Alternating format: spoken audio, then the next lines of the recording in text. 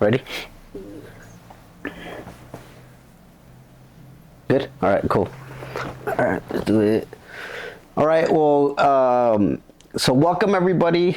I recently did a podcast with Albert. For those of you guys that checked it out, it was great. Like I mentioned on there, I kind of just had a vision of kind of throwing out some episodes here and there, not really setting up a official channel. But I just went ahead and said, you know what, I'm just going to do it. So with that being said, I want to, before I introduce the second guest on the podcast, I just want to say a couple things about him. He doesn't really know this because it's the first time we meet, but I've been following this individual for about 2 years now. Thankfully, because of the power of social media and just being in the right networks and knowing the right people, I've been able to see his journey from afar and have basically grown some admiration to his journey, what he's building. I can tell he's a family man, a businessman. He has a heart of gold. So with that being said, I'm going to ask him some questions that are going to attest to those things I just mentioned. So with that being said, please help me welcome the great Willy Escobar. All right. Yay. Well, thank you for being on here, bro. Thank you. Super excited. First of all, great introduction. I think that's like the best introduction I've ever had. But thank you for the kind words. I'm glad, bro. So with that being said, I like to be able to be respectful of your time. I know you're extremely busy. So we'll get right into the questions. So I did some research, like I mentioned before we actually started recording. Some of the stuff I'm going to ask you, you might be like, what the heck? How does this guy know this stuff? But I actually took the time to do some homework. So with that being said, I know that Willy Escobar started in the mortgage industry in 2002, correct? That's correct. Now, I don't need you to answer this right now because I'm going to elaborate more, and then at the end, please correct me if I'm wrong, but I believe that there's two Willys. Mm-hmm. There's a Willy before the crash in 2008. Oh yeah, huge, yeah. And then there's you did your homework, yeah. And then there's a second Willy after the crash. Absolutely. So with that being said, you started in 2002 in the mortgage industry. Mm-hmm. First question, how did you get into, what made you get into the mortgage industry? So I got into the mortgage industry by accident. I used to work in the life insurance business. This is outside of doing sales that we spoke about. Okay. But I used to work for Life Insurance doing customer service. And they were closing down our operations here in West LA. And a buddy said, dude, we need a job. Let's go interview at a mortgage company. It's kind of crazy, but at 26, I was like, dude, what's a mortgage? Yeah. Right? Maybe that's how isolated I was from, the financial world and all that. So I went and interviewed for the position, got it, and I picked it up right away. Gotcha. Just really quick, yeah. And was it your intention to kind of just, let me just do this, see how it really goes, or was it your intention, I'm going to go in here, make a lot of money, be successful, or was it? I'm a little old school in the sense that when I start something, I like to finish it. Okay. So you can say prior to that, maybe I had tried, man, I used to park cars. I used to work at I think it was Panda Express or Panda Garden, one of those, like chopping the vegetables, all that stuff. But I got into the mortgage business, and what I realized was, number one is I picked it up right away. I was great at it. I wasn't good. Right away I was great. I was like the trainer. I've been the trainer at all of the companies I've been with. Mm-hmm. And I also realized that not only I was enjoying it, but I was actually making really, really good money. So at a young age, I went from, let's say, making $30,000 a year to my first year, I would say easily $300,000 to $400,000 plus. Wow. So I quickly learned, like, wow, you can make some serious money. Gotcha. And I'm glad you brought that up because I was actually going to transition into my second question. Mm-hmm. So Willy, before the mortgage industry, was making $30,000 a year. Correct. Remember that? Yeah. And then you start in the industry, kind of fast paced. Like you said, you started off being great. Mm-hmm. Then you started making $500,000 a year. Mm-hmm. Net. This is like a two-part question, but Willy, and this was what, you were 25, 26 years old, right? About that, yeah. Okay. So you were single, no kids. How was that lifestyle of young Willy, 25, 26 years old? Partying like a rock star, bro. I mean, seriously. That's I like to always be honest. I'm never ever going to say like I'm a saint, because I'm far from a saint. You know what I mean? But yeah, I was young, single, no wife, no nothing. Started making that money, and at the time, right. I don't want to say anything about my past mentors, right? But either way, they're probably going to see it. But my mentors at the time, it was the company vibe, and not just the mentors. It was the company vibe that you're making money, therefore you have to buy that $75,000, $80,000 750 BMW. Okay. Right? Had that. Of course, if you have that, you have to go out and buy a nice watch. You have a nice watch, of course. You have to bling it out. So I had a Rolex with the diamonds. And you're doing that. You have to go to the nice restaurants. You're doing that. You have to valet park. You have to get bottle service. Now you got to travel first class. So there came a lifestyle with making that money. Right. And that was, you could say, maybe the bad part, or the learning lesson that I've had throughout the years, is just because you're making a lot of money doesn't mean you have to always change your lifestyle. Okay. Right? Because that's where, and I like to talk about that a little bit more openly nowadays, because I think something that's, you could say, kind of wrong with the Latino community, mostly happens in the Latino community, that the minute you start making more money, you think that's a green light to start spending more money. Right. Instead of having that being the green light to invest more money, save more money, pay your taxes and all that. Like, I've been in trouble with the IRS in the past. Okay. Because I didn't have the right knowledge. Okay. Now, before I actually move on, I want to take a quick pause. And so you said that your past mentors, which we don't want to mention them, right, kind of made you start living this lifestyle. Yeah. Because they kind of paved the way. Yeah, and you know what? And I never like to blame anyone but myself, right? Okay. Because at the end of the day, I am responsible for my actions. But when you don't have the right information, by the way, I've had many past mentors, so I'm not singling out any past mentors, but I'm saying always find a mentor that has all of the right information. But yeah, when you're around certain information, you think that information is going to be right, therefore I need to be following it. Right. So now, obviously, fast forward, you're no longer 25, 26, you're not married. I mean, you are married now, you have kids. On that same topic of mentorship and finding the right mentors, what is one tip that you could give to a 25, 26-year-old that is watching right now? Yeah. In terms of how do they choose the right mentor? And what are some things to look out for? Yeah, I think it's good to have a few mentors. Okay. Because I don't think one mentor has it all. True. Right? Like, perhaps I could be a mentor as doing well in the mortgage business, but I might not be the best mentor on how to acquire thousands of doors through, buying apartment buildings. That's not my strength right now. You know what I mean? I would say find a few mentors, someone that you look up to. And also, very important, when you're finding that mentor, you have to see that the mentor is actually doing what they're preaching. Okay. Right? They're following their own footsteps. Okay. And actually, to add to that, and correct me if I'm wrong, but I recently got mentorship by somebody that is extremely wealthy.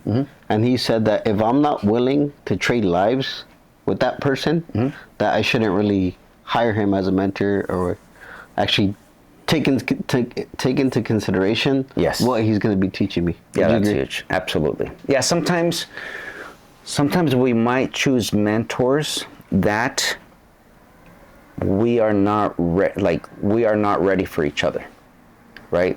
Like, let's say you're making $1 million, but you're like, man, I want that mentor that's making $1 billion to be my mentor. You're not ready for that. Okay. Right? And that person's not ready to have you as a mentee either. Right. So I think it's important to choose people that are, just like a few steps ahead of you. Gotcha. Perfect, bro. So to keep on track of the timeline and for people to understand how I'm going to basically structure this interview and podcast. So you started in the life insurance industry, working at MetLife. By accident, you started in the mortgage industry. Right. 25, 26 years old. Yeah. You started making crazy money, especially being 25, 26. And then 2008 magically appeared. Boom. The crash. Man, that was a rude awakening, I'll tell you that much, yeah. So, correct me if I'm wrong, but there was no plan. Yeah. There was no savings. Right. There was no, hey, I got this $200,000 stored up to be able to move forward and just kind of go somewhere else. Before I move forward of what you actually did, I want to ask you something, because a very huge priority of myself for the people that are going to be watching and just the community of people we're going to be building is the topic of money, bro. So I'm in the life insurance industry. Right. And I think that one of the most important topics that we should be talking about, but do zero talking in, is money. Growing up, I'd say poor kid. I grew up on a WIC. Yeah. I used to eat Kicks. There was no Fruity Pebbles. Hey, those were good, man. Or Cocoa Puffs. Yeah, those are good. I remember the Kicks. But obviously, when it comes to selecting, I think we would rather go with the Fruity Pebbles and all that stuff. Of course, yeah. Now, you said this in the past on the podcast you were on. You said when you have money problems, that creates relationship problems. Oh, yeah, big time. Big time. So let's focus there a bit. What are some problems that have arisen because of having money problems? Yeah. Yeah, absolutely. And what would you change, or what's some advice there? Yeah, so I think that, so there's the money problem, and there's also the thing which is being a man and having money problems. Okay. Two different things, right? Like a woman having money problems, right? Ladies, don't kill me. But a woman having money problems is not the same as a man that's trying to provide having money problems. Okay. Right? A man that's having money problems, trying to provide, literally feels like nothing if he's having financial issues. Okay. Right. So that's why I think money. Some people say money is not important. I think it's huge. Okay. I think it's big. So, yeah, I believe that money. I believe money buys happiness, bro. I don't care what people say. Okay. A lot of people say it doesn't. Yeah, it's sure, happiness is internal, but if you are broke, try smiling. True. Right? Like, let's say you go to a little village in Africa, or wherever, right? And could be in Guatemala or wherever. Yeah. Dude, you take them a whole bunch of food, a whole bunch of money. Here, buy food for the rest of the year. I feel that's going to provide some smiles. Of course. You know, whether that is superficial, whether it's deep, whether it's internal, that could provide happiness for people. So yeah, money is very important. Gotcha. I love that. And I was actually gonna say, so a lot of people, like I said, being in the space of the financial services, life insurance, and in business in general, and coming, like I said, kind of shared about my background, but money is not talked about, or they actually talk down on it. They say it's not important. It doesn't buy happiness. But I think it's extremely important. Yeah. Obviously, you just mentioned what you think about Absolutely. it. I think it's up there with oxygen in terms of importance. Dude, you read my mind. I was going to say it's up there with breathing air. Yeah. So how would you describe your relationship with money Yeah. at 25, 26, and then fast forward now? Right. So 25, 26. I can tell you I've always, could be a bad thing, but I love spending money. Okay. I do. I mean, honestly, I love something about spending money. I just love it, right? But I also know how to make it. Okay. Okay, so that's very important.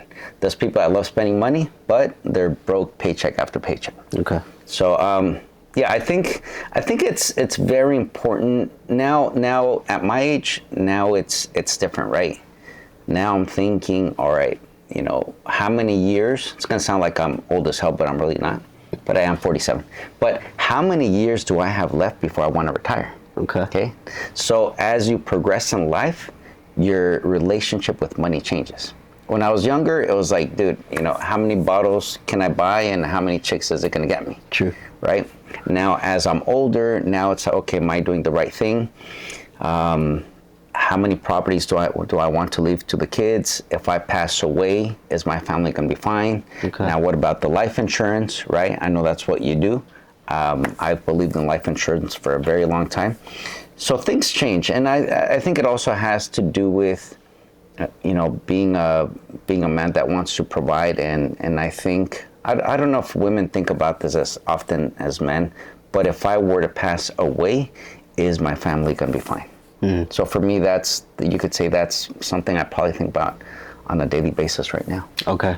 And then in one word, bro, how would you describe money? In one word, necessity. Okay. Because you need it. Options. Okay. Yeah, I mean, necessity, options, right? I also believe that money as a family man, I think is so important, dude. Right? And it comes in levels. Okay. Right? Let's say 5 years ago, I would have thought my kids could just be in any school, right? Okay. They're going to school and they're in Catholic school. But now in the schools that they're at, dude, it's literally like a house payment just for their schools. Yeah. So I believe that's money gives you options, right? Like, because of the money that we're making, now my kids are associating with better kids, better families. Right. Right. So I think it's a responsibility that we have to always do that for our families, right? Like, I grew up going to a public school. Actually, they were actually pretty decent public schools. Never really had like a bad experience. But now with everything that we're seeing nowadays in the public schools, I'm like, I think for sure I'd rather spend that extra money so my kids are around better kids. Okay. And I think, and you didn't really go deep into it, but you mentioned that just because you're putting in that investment of putting your children in better environments, the result of that is meeting better people. Oh, dude, Being in better communities, the mindset. Dude, absolutely, man. I mean, I've met some of the parents through my kids' friends and their parents. These are all successful people, all in these areas. Today I was with one of the parents. What's up, Peter? Peter? Yeah, Peter. Successful general contractor. Went to see some mini mansions that he's building. They're more like mansions. And I was like, all right, had it not been that we decided to spend the money to have our kids in better schools, I would have not met Peter. Right? Because not only, and it's not really just, okay, you're meeting people that are successful. You're also meeting people that are into mindset. You're meeting people that are into taking care of themselves. People that you could get into like deep conversations, where sometimes when you are not in these areas, you might meet people that are like, reading is for whatever, that's dumb shit, whatever. People. Yeah, no. So I think it's important to invest in the area where you live in. That's why I live in a decent area. Our office is in a decent area. I like to position myself. Even when I go to the gym, I don't listen to anyone talk about, man, it's Monday, another day, another dollar. Hey, how's it going? No, dude, it's like I don't wanna be around it. Right. Absolutely not. Now I wanna ask. So I'm not sure if you heard this, but I actually invest a good amount of time into self-improvement. And one of the things I learned not too long ago is that there are 4 M's that we could be motivated by. Some are higher than others. So with that being said, what motivates you from the 4 M's? Now, before you answer that, let me describe what they are. Okay. Number 1 is material. Watches, cars, a nice house. Okay. Second thing is mating. What does that mean? It doesn't mean going out and having sex. Yeah. But it's building a family. Okay. Having children. Okay. Having a spouse. Man, I'm done having children, bro. But so I have 2. I have a 4-year-old and a 1.5. 2 boys. And my wife is actually trying to convince me to go for the girls. So I don't know. That's still kind of in there. Good luck. Third one is movement. Okay. So once again, material. Okay. Mating. Movement. What is movement? Freedom of time. Being able to go to wherever you want to go. Whenever I want. Options, as long as I want. Okay. And then 4, mastery. What does mastery mean? Having the top position in your company. Being an influential person that when somebody walks in the door and like, oh, that's Willy. Number 1, which one motivates you the most? Yeah. And then 2, line them up 1 to 4. Where do they stand in your life? Damn, good one. Hope I remember these. Okay, so number 1 is I'm kind of done with the material things. Okay. Do I have a nice watch? Do I have a nice car? Do I have a nice house? Yes, absolutely, right? But it's just because, why not? I could buy these things, right? I do believe in rewarding myself. Next one was mating. So I guess in regards to that, I don't know, I'm done mating, I'm done having kids. Okay. But I do believe that I'm hugely responsible for my family's success, right? Okay. Third one was, I think the fourth one Movement. was, okay, movement. I believe options are huge. Okay. Right? I think if you lack money and you're not able to do the things you want to do, I think that just makes you even insecure about yourself, right? Yeah. Like there isn't enough money in the bank. Last one, mastery. I love that one. I think not a lot of people talk about this, but I think we all have a need to want to be liked and appreciated. Okay. Liked and appreciated. Yeah, so absolutely. For me, it feels good, right? When I walk into a place and people have something nice to say about me, I'm like, man, that's good. Because, in this business, I believe that reputation is everything. Correct. And I know of, I don't think someone can say, yeah, Willy, well, for sure, no one can say Willy robbed me, Willy scabbed me, none of that stuff. Okay. On the contrary, my reputation is based on how many people I've helped in the past. Okay. But now, if I could categorize them, bro, I think that's a good one.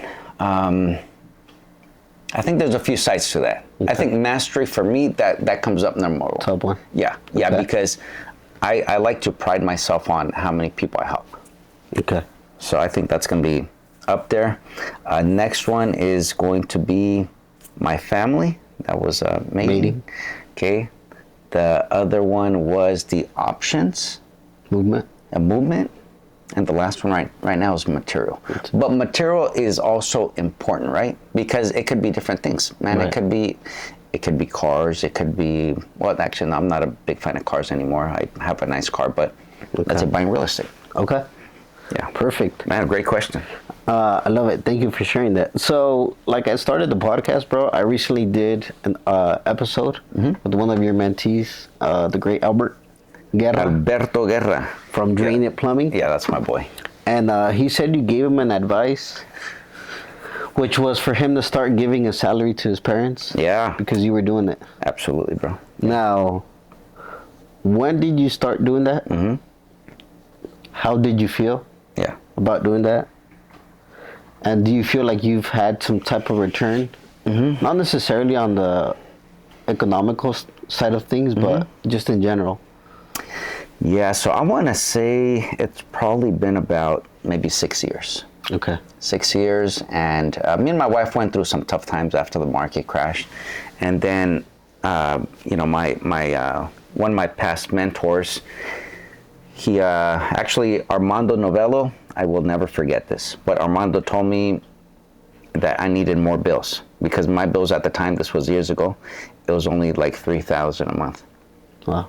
And he told me, that's your problem. I was like, why? He's like, you just have to close like a deal every other month. I was like, oh shit, you're right. So I went out and bought the new car. Then I remember me and my wife, we were flying somewhere. I was probably a little tipsy on the plane. Okay. Right? I come up with great ideas when I'm tipsy. Yeah. And I was like, honey. Bring him some alcohol. I know, yeah. I was like, honey, we're going to give our parents like a salary right now. Every month they're going to have something.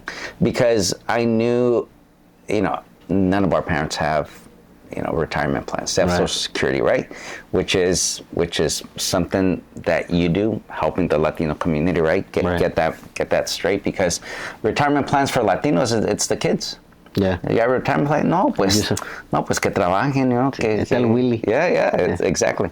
So yeah, ever since then we've given our parents money, so we don't write them a check. It comes out of our bank account automatically.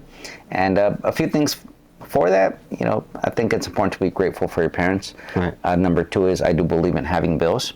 Of course, the right amount of bills because it kind of pushes you. Stretches you. Yeah, absolutely. But that's I've told a few people that. I was like, dude, like, help your parents. It's going to do something for you. Right. And I get that phone call every single month from my mom and from my wife, Christine's mom. Okay. She'll send me a text with emojis. Oh, gracias, mijo, Dios te lo. Yeah. Bro, it makes my day. That's awesome, bro. Yeah. So we covered the first part, and I think, like I said, the first version of Willy. Mm-hmm. So 2008 market crashes. I think you mentioned 99.5% of people left the mortgage business. Back then? Huge. Oh, yeah. So a great amount of people. Yeah. So you get out of the mortgage business for 2 years. Correct. Yeah. You start smuggling life insurance, selling life insurance. I actually enjoyed it. Yeah. How was that? I enjoyed it a lot. For me, it was a quick sale. Okay. Yeah, it was quick money because you were, I would, most of the products I was selling, it was $50 to $80 a month. Okay. It was easy to sell, but like I mentioned, there was a quick turnover because Latinos, they just don't believe in life insurance, right? Or Samoan. Okay. But yeah, I enjoyed it. I was number one at the company where I was for quite a while. But then, one day, one of my buddies that saw me get out of the business, his name is Juan, by the way, Juan Licea, he said, bro, why'd you get out of loans, man? Like, we're starting to make a little bit of money. And I was like, really? He's like, dude, get your license. I was like, okay. So I went and got my NMLS license because you didn't need one back then. Oh, okay. Yeah, then I started doing well again. Yeah, but I had to get out 2 years because I wasn't making any money, bro, any money. Okay. Luckily, I sold my house right before the market crashed, so I had like a good chunk of money like to live on for a while. But if you have a really fat lifestyle, really expensive lifestyle, money goes quick. Yeah.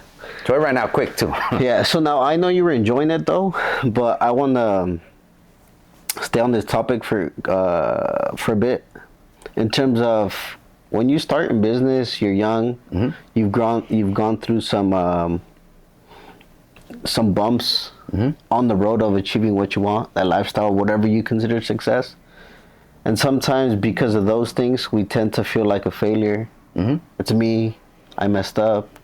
Maybe being in business or being successful or giving my family a great life isn't for me.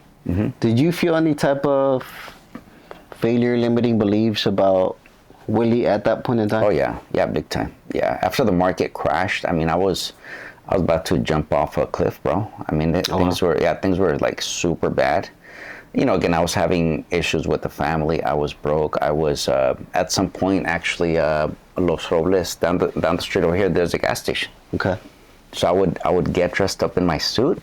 Not a lot of people have heard this one, so I'm glad to share it with you. Yeah, and I would get dressed up in my suit, and I would literally tell people at the gas pump, "Hey, I forgot my wallet. Do you have $5 or $10, and I'll mail it to you?" And people thought, man, this guy's sharp looking. He had a $2,000 suit on, all that stuff. Yeah, of course. So a lot of people, man, just keep it. I did that a few times. Wow. Yeah. But yeah, the biggest aha moment for me was I was about to jump off a cliff in San Pedro. Wow. And then I decided, man, like I told myself, you're Willy Escobar, man. Like, look at yourself right now. Okay. Right? Your kids are going to grow up without their dad. Wife is going to be a single mom. And I was actually borrowing my mom's car at the time. And I thought, dude, who's going to bring the car back to your mom? Right? The things you think of. Right? And, where am I going to leave the keys? Yeah, exactly. Right? And then I felt bad for that. And then I thought, all right, if I jump off this cliff, and I'm like right there, bro. I remember everything. Wow. If I jump off this cliff, what if I don't die? Now I'm all fucked up. Now people need to take care of me for the rest of my life. Yeah, but that was the turning point for me. That was my rock bottom. Okay. That's why I think, and I was talking to my friend Peter about this today, is sometimes we need to hit that rock bottom and eat shit to realize that there's greatness ahead of us. I love that. Right? Yeah. Because sometimes when we have it a little bit too easy, it's like, what's a little lesson here, lesson there. Sometimes you got to eat shit to realize that there's greatness ahead of you. And what are some changes you either implemented or maybe were already doing it that allow you to just move forward, be positive, start getting results? I started following Grant Cardone, dude. Okay. That was it. That did it for me. I remember I had Uncle G. I remember I had a credit card, and he had a sale for his what's it called? His Grant? No, what's it called? Cardone University. $997. Okay. Right, and he was like, "Dude, you gotta invest the money in yourself, right? If you're not willing to invest in yourself, you don't believe in yourself." So I was like, boom, charge my credit. That's me. Yeah. Yeah, then I started losing my sleep, losing my sleep in a good way. And I started just investing in my mind. And dude, I was, doing business plans every day. But yeah, for me, it was definitely running out of money. that $997, I think it was the last thing that I had to my name. Yeah, and and actually you beat me to it. But I was gonna ask that. You said that you literally had $1,000 in your account. Yeah, and that was a credit card too. It was $997. Yeah. You said I'm gonna do it. Yeah. Do you remember some of those feelings? Like, man, did you immediately do it honestly, or kind of let me bookmark it and then I'll be back to it? Let me see if it's a good idea. Yeah, I did it right away. I tend to be really spontaneous when it comes to investing in myself. Okay. Sometimes I do it too quickly. Okay. Like I literally have like probably I'm like 3 courses behind on stuff that I bought. Like okay, still got to do that one. Got it. But yeah, I think investing in yourself, even if you have to charge it sometimes, even if that's the last thing you have, but if you have faith in yourself and you have faith that once you start investing time into the things that you should be doing and into your mindset, man, go all in. Okay. Spend everything you have. Love it. Thank you, bro. Now, I'm in the life insurance industry. You're in the mortgage industry. Mm-hmm. I've never been a part of the mortgage industry. Mm-hmm. I've been doing for life insurance for 9 years. Yeah, don't do it. I'm just kidding. But you've been doing it. I mean, you did both. Mm-hmm. What's better, bro? Mortgage or life insurance? Good. Damn, that's a good question. Okay, so life insurance, I think it's quick money. Okay. It's an easy sell. Okay. Now, right now we're talking about when mortgages are tough. Okay. Right? But I still think, I think you have to go with where your heart is. My heart is in the mortgage business. Okay. Whether things get tough or not, you just shift, right? You pivot, start maybe offering more products. But I believe life insurance is great too because you are actually doing something good for the community, for families. Okay. They're both good. You just have to go with where your heart's at. Gotcha. Yeah, because there are some people that send me DMs and they ask me, Willy, should I get into the mortgage business? Well, why do you want to do it? And they don't have a good answer for it. Okay. So don't do it. Got it. I think it's usually just to make money or. Yeah, and that was no. Right now, it's like the people that are still in the business. It's because they're paying their dues. Okay. They're still paying their dues. Sticking it out. Absolutely. Yeah. Gotcha. Absolutely. So, crash happened. Started selling life insurance. Mm-hmm. You saw someone on social media. Mm-hmm. You said, "Man, that guy's getting results. Mm-hmm. I'm only doing, I think, one deal a month." Right. Yeah. Remember that? And then met for lunch. Right. You started following Grant. You invested in that course. Right. And then there was another tip that was shared to you that I believe is extremely important. Absolutely. Remember that? Yeah. Hire an assistant. Was that it? That and then one more. Get rid of some friends? Yeah. Okay, got it. How hard was that for you? And did you really have a lot of? You know what? Like, I don't believe in ever getting rid of friends, right? Unless they're bad friends. Okay. Like, there are some friends that let's say, you know, let's say they're doing drugs every day, drinking every day. Yeah, you have to get rid of those people, right? Okay. You put them to the side. But here and there, you just have to shift the people that you're around. Like right now, the people that I'm around, I would say usually they're all probably making $500,000 and above. Some making, 7 figures. Okay. All good people. So I think it's important to surround yourself with not only good people, people that are family people that are doing well financially. Okay. Now, when you say bad, can we elaborate a little bit? And then, do you think you got rid of some people, maybe family, that you kind of didn't want to? You thought like, man, maybe it's him or her that is causing some stagnation in my growth. That in the future kind of regretted, like, man, it really wasn't him or her. Interesting. A lot of people talk about family members. I've been blessed with a good family. Okay. Yeah. Most of my family members are actually in Guatemala, all very successful. So I've been blessed in that sense. Yeah. Nice. Gotcha. So then, I believe, and here is where I think you should correct me if I'm wrong, but the second Willy, or that 2.0 Willy started. So you heard that advice, you started implementing. You started making money. Then in 2015, you got your first office, right? Right. So you got your first office. You were with a different company and now have Elite Mortgage Group. Correct. How was that? How was that journey? of getting motion going? Yeah, so I actually had my first office in 2005 before the market crashed. I had about 45 loan officers, huge operation. Oh, wow. Like an 8,000 square foot office. Yeah, it was huge. Huge. Yeah. It was huge. But yeah, then of course went through the market crash, opened up a new office. This was in the city of Pomona, actually. Okay. No. Covina. Okay. Small little office, smaller than this one. And but yeah, that's when I started believing in myself. That's when, I also went with grow a team. Okay. So I eventually moved back to Pasadena.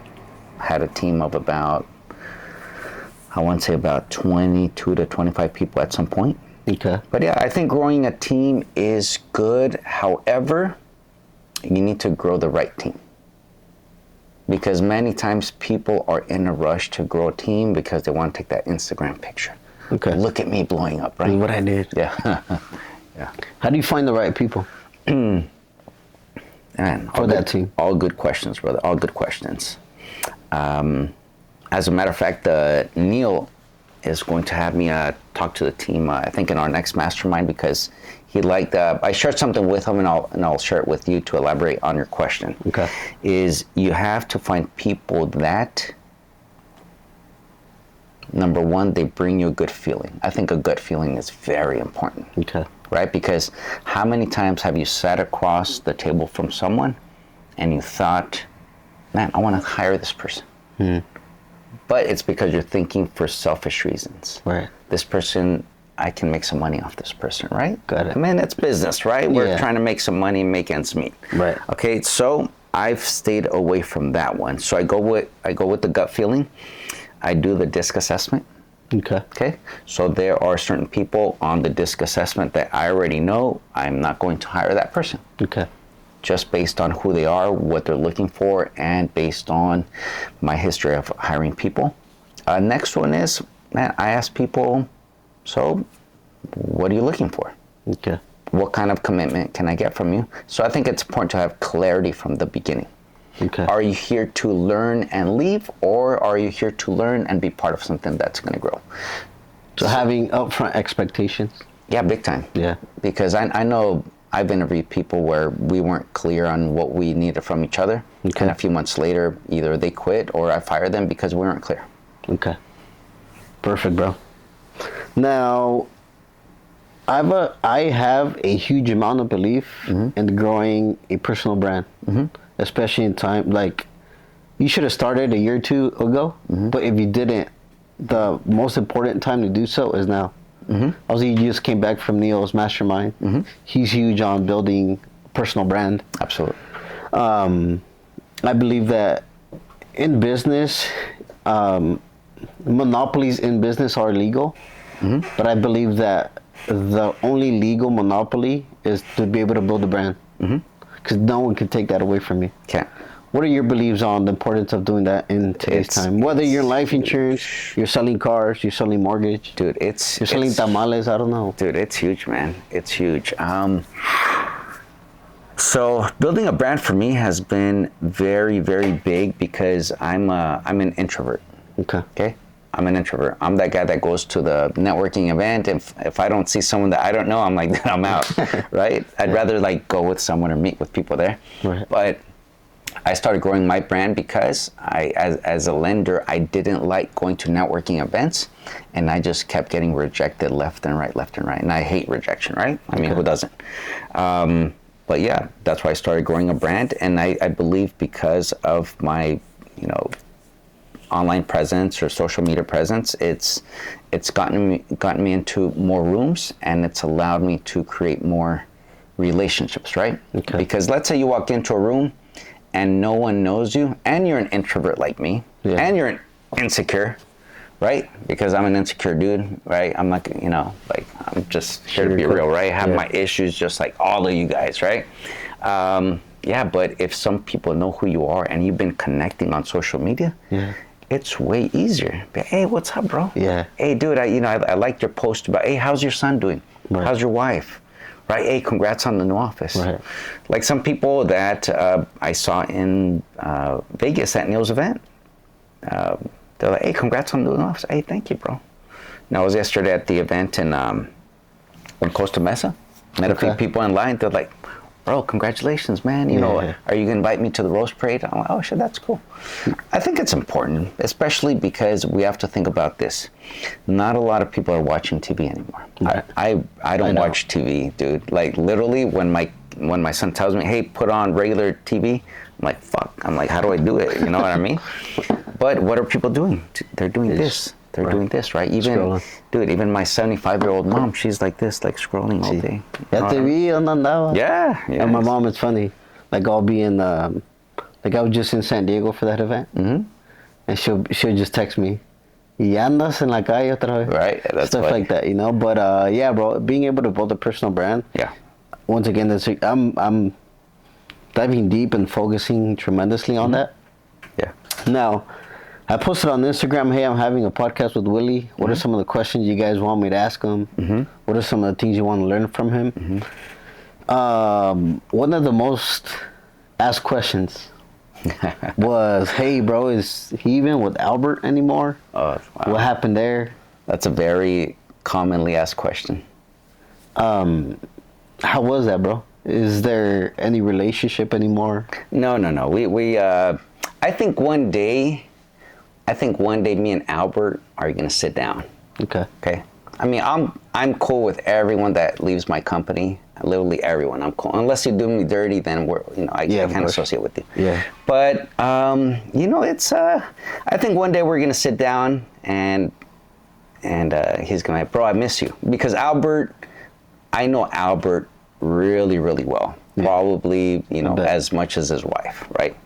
He's a good guy. He has a good heart, but there's just he takes certain decisions when people leave him, and I'm not aligned with it, But I think one day we're gonna sit down, we're gonna have a drink. He likes champagne, I like champagne, I like tequilas, so does he, and we're gonna cheers to a good life. We're both family men. We're both in our 40s, right? And yeah, things are gonna be good. Just another chapter in the story. Yeah, big deal. Like sometimes we need to experience certain things in business, certain things in life. Sometimes we need to hit a few bumps in the road. Of course, we're all human. We're not perfect. Albert's not perfect. I'm not perfect. But yeah, one day we're just gonna hug it out and have a shot and break bread and. But yeah, it's a lot of people ask me that question, man. Yeah. A lot of people, they're like, dude, what happened? I'm like, it is what it is. Yeah. It is what it is. It's business to him. To me, it was business too. I needed to move on. So I wish him the best. Cool, bro. Well, I appreciate you sharing that. Now, kind of wrapping up the podcast, bro, which, by the way, before I ask these last couple questions, I appreciate your time. Thank you. Thank you for allowing me. Great interview. Great office, bro. Yeah, thank you. Once again, congratulations. Thank you. I think I met some of the people you got working with. Yeah, all good people. Great people. And I think it's important building the right environment. Huge. At the beginning, you shared how you got some advice that probably could have been different, but hey, you learn from it. And I think that's where you're able to change things and take different decisions. Absolutely. Now, you went from 80,000 a year, Willy, driving a Prius. Right. Remember that? Yeah. To cracking $1 million in less than 2 years. What is some advice you'd give back to the 80K Willy about the journey, about, hey, don't almost jumping off the cliff, right? About going to that gas station and saying, hey, I need $5-10 just to make it home. Crazy. Yeah. What would you say to that, Willy, bro? Be smart with money. Okay. Have the right mentors. Have the right tax professionals on my side. I think that's very important. Like right now, I have a great CPA team, great tax team. Like they have my back. Okay. But here's the thing: is when you go from making 80,000 to making a ton of money, and you're still going to that H&R Block or whatever it is, the tax liberty services where they just you're kind of just a paycheck. You're going to get yourself in trouble. So surround yourself with the right people, right professionals, Save your money, invest your money, hold on to real estate. Very important. Okay. I bought a lot of real estate. Pretty much, almost sold it all too. Wow. Yeah, that was my thing in the past. The young guy, which wanted to like the quick money. Yeah. Yeah, I would buy properties, hold them for like 6 months, sell them all, make $100,000, $200,000. But yeah, right now it's a different journey. Okay. Now, do you think, because I'm still in the growth stage? Mm-hmm. How old are you? I'm 28. Awesome. I'm probably that 80K Willy in that Prius right now. And sometimes when we come across certain tough situations in business Mm-hmm. and in our personal life, you tend to doubt yourself, like I kind of touched on it previously. Yeah. Do you think there's a big difference between those two Willys? Like I need so much, like, is there a big list of things that we need to be able to acquire the success you've acquired so far? I think it's huge, brother. I would say what comes up number one is be a good human being. Okay. Yeah. Again, I'm not patting myself on the back. I'm not saying I'm amazing. I kind of think I am. But just be good to others, man. Okay. Be good to others. Like I can tell you, I am blessed. Like yesterday at the event, I saw 2 people that used to work with me. Big deal. We hugged it out. You know what I mean? That's just how I carry my life. Is I don't like holding grudges. I want to make sure that I push people to be their best. And some people along the way, they're not going to like it, right? Right. But yeah, number one is relationships are key. Be ethical. Okay. Make sure you have a good reputation. Like in your case, dude, you could be the life insurance king, and everyone's going to say amazing things about Luis, but you're only going to be able to do that one person at a time, doing right with one person at a time. Right. Yeah. And I think that sometimes the thing that affects us is when you're trying to build a relationship, you kind of like, wait, who's that? Oh, well, he has some type of influence. Let me be this type of person, because it could give me certain status or relationship with that person. But then you meet the janitor, you're like, that's just the janitor. But little do you know that, well, that's Willy's best person. Dude, you get what I mean? Yeah, you would be surprised, man. I've met so many people that were very, very successful, that were the most simplest people that I learned from the most. I'll tell you a quick story. Yeah, quick story. So when I sold the Bentley, a lot of people asked that question. Oh, bro, market turned and Willy sold his Bentley and he's broke. He can't afford it. And I was like, not that I needed to explain myself. I'm like, no, priorities changed, and I'm paying $4,000 a month in tuition for my kids that are, not even in college, by the way. Yeah, priorities changed, but here's something that actually caused me to sell the Bentley. I went on a boat ride with some very, very successful people, right? Okay. And I was the one with the most expensive watch. I was the one with the most expensive shoes. I was, wearing my Louis. I hardly wear my Louis now. It's just, Yeah. And I was the one with the most expensive car in the parking lot, which was the Bentley. Wow. And I drove away. My friend was with me, and I was like, dude, do you realize that all these people here, they were cash flowing at least $100,000 a month through real estate? He's like, bro, he was like, that's some crazy shit. I always get excited when I meet people like that, because I'm learning, and I'm like, dude, like in the right room. Yeah, I'm in the right room. I like to be the brokest guy in the room, you know what I mean? Yeah. And I was the brokest guy on the boat. So anyway, I drove off, and that's when I told my wife, yeah, it's time to sell a Bentley. Yeah, it's like, I drive a nice Mercedes around, right? It's good enough. But yeah, sometimes some people feel that by taking a step back, they're not taking two forward. So wherever you're at in your life, if something is not aligning for where you want to be in the future, then you gotta let it go. Gotcha. I love that, bro. Thank you for sharing that story. You got it. Last 2 questions. Yes. What does Apa and Boss Man mean to you? Oh man, Before you answer that, oh, I already said it. love Andy Next Gen. So proud of who you have become, where you're going, and the lives you're changing along the way. Yeah. So this is a picture, and I'll show you. North Carolina. Yeah. A couple months ago. Yeah. Awesome. Yeah. What does that mean, bro? Andy, I have a really, really special place for Andy in my heart. He was one of my mentees. I never like to say, oh, mentee, mentor, right? Right. But, he's someone that was coachable, that was hungry, that literally did everything I told him to do. He's one of those old souls. Yeah. Nowadays, it's hard. Like, you're an old soul, I can tell. Nowadays, it's hard to find that old soul that says, wait, my mentor is telling me to go knock on 150 doors today. I'm going to do that shit. Yeah. Right? Because this guy knows what he's talking about. Right. But yeah, Andy did literally everything. When I had the other office, there were times when I would test him. Let me see how hungry this guy is.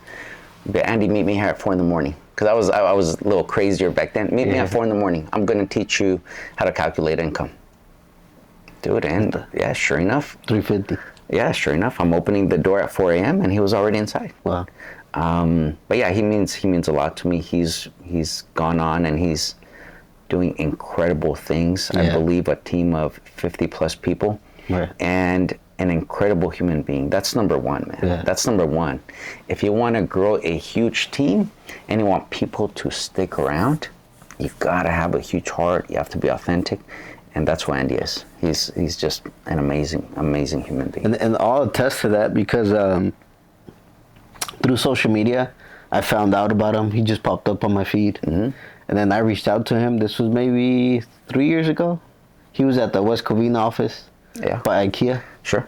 Barranca. And so I reached out like, hey, bro, like, you want to be around the right people? And he actually said, yeah, bro, stop by.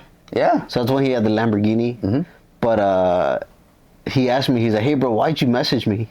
Like, I was like... Just a simple question, right? Yeah, and I was like, bro, like, you're the right... Like, it's something about who he is. Mm-hmm. He has a... Like you said, it's the old soul. I've never heard it that way. But it's like, bro, like, it's... You don't even know him, but he feels like a brother. It's just family. Huge. And I actually went to one of his events in Modesto, which actually you spoke at. Okay. That's kind of one of the first times I saw you up on stage, mm-hmm. and your wife Christine spoke as well. Okay. And then I think it was April of this year, he had another one, mm-hmm. where he had some people like Hector Padilla and some other stuff. Yeah, and then you were there? I was there. Oh. And at the end, I said, hey, bro, just congratulations. Mm-hmm. But the thing I noticed, and like I said, I pay attention, mm-hmm. is the difference of quality of people now he's associated with. Yeah. Which I think is key, is growing they say your network equals your net worth. Absolutely. But more than anything, I think is being around the right people once again. That's it. Yeah, he has a lot of heavy hitters on his side. Yeah. And they're all great people, man. Right. They're all great people. Again, it's I think it's easy to find someone that's doing well. Okay? Right. What's hard is to find someone that's doing well and is a great human being. So I think sometimes that's what a lot of people do. They see someone that, oh man, they're driving this, oh, they're doing good, they have money, man, that's my new friend. Right. No, you got to find that friend that perhaps is doing that. Yeah. And that is a good human being. Right. And that's where you're going to end up being more successful, is associating with this kind of people. Yeah, and I think that's who Andy is. I mean, I think obviously the Lamborghini has something to do with it, because it's like you're attracted to nice things mm-hmm. when you see things on social media, but also through his stories and stuff he posts, that you can say, man, that's a good guy, bro. Like, absolutely. So funny story. Sorry to interrupt. Yeah, you. bro. So when Andy bought his Lamborghini, I was like, wait a minute, Andy's doing it, man. I can do it too. That's my boy. Yeah. I went out and got my Bentley because I was like, shit, I kind of deserve one too. Yeah. So I went and got it. When Andy sold his Lamborghini, right? We already talking about doing things differently, right? Because we were both doing things the wrong way before. Yeah. You know what I mean? When he sold his, I was like, and we had a few conversations about profiting more, about money, about doing things right. Yeah. I sold my Lamborghini or my Bentley because, other than the situation on the boat, but I also saw Andy doing it. I was all right. I'm going to do things right. Right. Yeah, because I think it's important if you do want to accumulate real wealth. Like to me, wealth is of course health, family, fitness, material things like real estate. Right. You got to do things the right way. Yeah. Otherwise, it's going to take you much longer. Yeah, and I'm glad you brought that up. In addition to the 4 M's I talked about of motivation, I learned that there are 4 pillars to the good life, which are health, love, happiness, and wealth. So happiness is, so actually health is the foundation of our life. Love is the purpose. Happiness is the compass. And then wealth is the fuel for Love it. all those 3 things. Love it. So I just wanted to add that to that. So last question, bro. Before I ask that question, I'm going to read this to you. Ready? Ready. Your family is counting on you to win. If you ever don't feel like doing something for yourself, Damn. Yeah. at least do it for those that are counting on you. Yeah, that's the video of me going up that wall, right? So let's play it. Yeah. That's crazy. You got this. Come on. Almost there, Dad. If I could do it, you could do it. Yeah. So I was actually not going to make it up the wall. Really? Right around here, I was stuck. But my son was cheering me on, and I was like, I can't let him down. Yeah, So I just kept going and going because my little man was watching me. Yeah. So I think that's very important, bro. I was talking to again my friend Peter today, and we were talking about how sometimes it's a lot easier to achieve our goals if we're not only doing it for ourselves but for someone else. Yeah. Right? Like if I was a single guy, dude, I really don't know where I'd be. You know what I mean? But Probably not here. probably not here. Yeah. Who knows, right? Maybe I'd be like a bartender in Cabo or something, right? At a resort. But yeah, that's huge. That's huge. Yeah, and I relate with that because, like I mentioned, I'm a father of 2 boys, and you got people watching you, and especially with your children Yeah. that are in that growth stage. It's extremely They start important. asking questions. Yeah. Right? Like my son a few years ago, he was like, hey, how come Grant Cardone has a jet and you don't? I didn't know how to answer that question. I was like, good questions. Go on. So, last question, bro. What's one thing you want to be remembered for, Yeah. and why? I think the biggest thing is I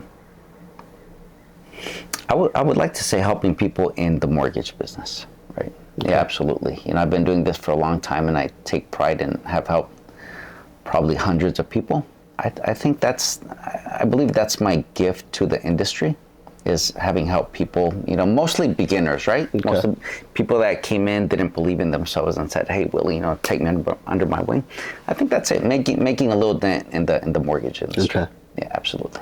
So say, hey, Willy was a pillar in my career to Absolutely, yeah. To be where I'm at. Yeah, and most importantly, when I do pass away, I want to pass away with that good reputation. Yeah. That's very important. Awesome, bro. Yeah. Well, thank you for your time once again. That wraps up today's podcast. Thank you so much. I appreciate you. Thank you for being who you are. What you share on social media, bro, is 100% of who you are in person. Thank you. So thank you for being authentic. Thank you for being real. And I have no doubt that you'll accumulate all the success you Let's desire go. in That's the life. plan. Que Dios te oiga. Yes, sir. Thank you. Thank you. Bye, guys.